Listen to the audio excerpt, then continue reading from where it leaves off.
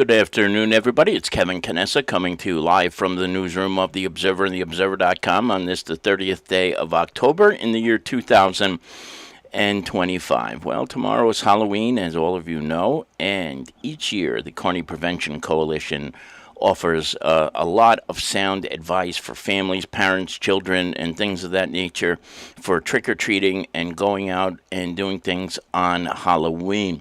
And, you know, this is just one of the many things that the Kearny Prevention Coalition does.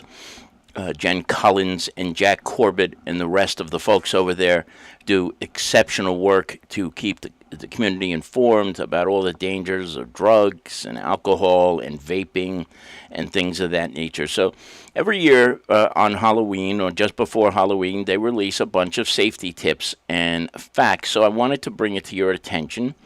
And you see, you see those things that are right on the top of the screen, which is kind of scary, but you see the first is the cannabis gummies that just look so innocent and like they could easily be Starbursts or a piece of chocolate. And then the rainbow fentanyl that looks like Skittles or M&Ms or something you would suck on. I mean, it's just ridiculous. And then sweet tart meth, which is even more scary.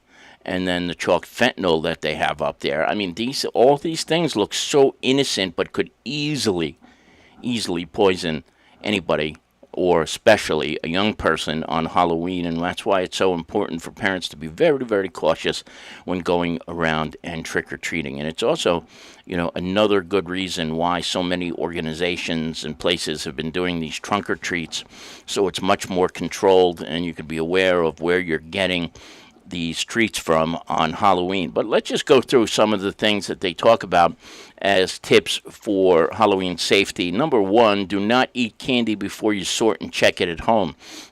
You know, I remember it, you remember it, when we were young, you get that big bag filled with stuff, and sometimes you just raise your hand right in there and go on and pull out the first thing you get and throw it in your mouth. It's important to not do that. And then, right after that, closely examine all the candy for signs of tampering, including unusual appearance or discoloration, tiny pinholes or tears in wrappers, or spoiled unwrapped items. So you see a little hole punctured in one of those wrappers. It could easily be something that from an injection of any kind of substance, all sorts of possibilities with any type of unusual packaging. So always be very, very careful of that. If you don't know who gave it to you and where the items come from, the suggestion is that you discard homemade goods.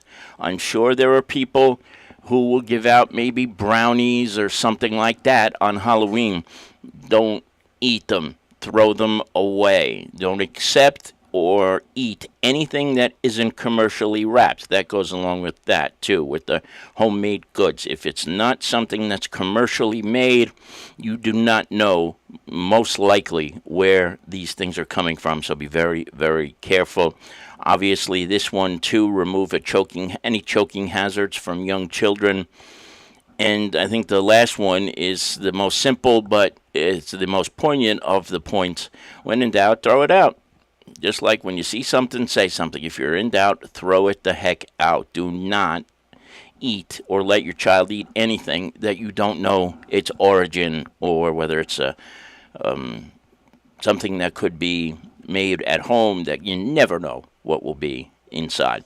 The DEA warns fentanyl pills and powder that come in a variety of bright colors, shapes, and sizes is a deliberate effort by drug traffickers to drive addiction among young kids and young adults.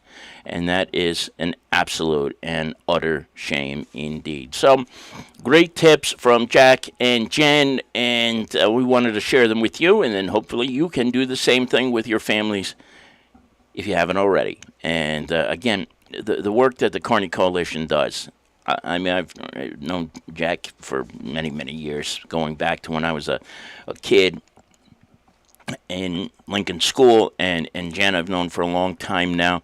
They don't stop working. They're always doing something. And at all sorts of events you will see the Kearny Prevention Coalition attending. They're not always there, but they have other representatives who go to a lot of these events. And so you see them out there. They deserve a pat on our backs because their work is not only stellar, but it's absolutely incredibly necessary in this world that we live in. So thank you to Jack Corbett and to Jen Collins for all the work that they do with the coalition. That's going to do it for us right now. Of course, if anything else breaks during the course of this week or the weekend, we will join you live. But until then, enjoy the rest of this miserable, gloomy Thursday. Bye-bye, everybody.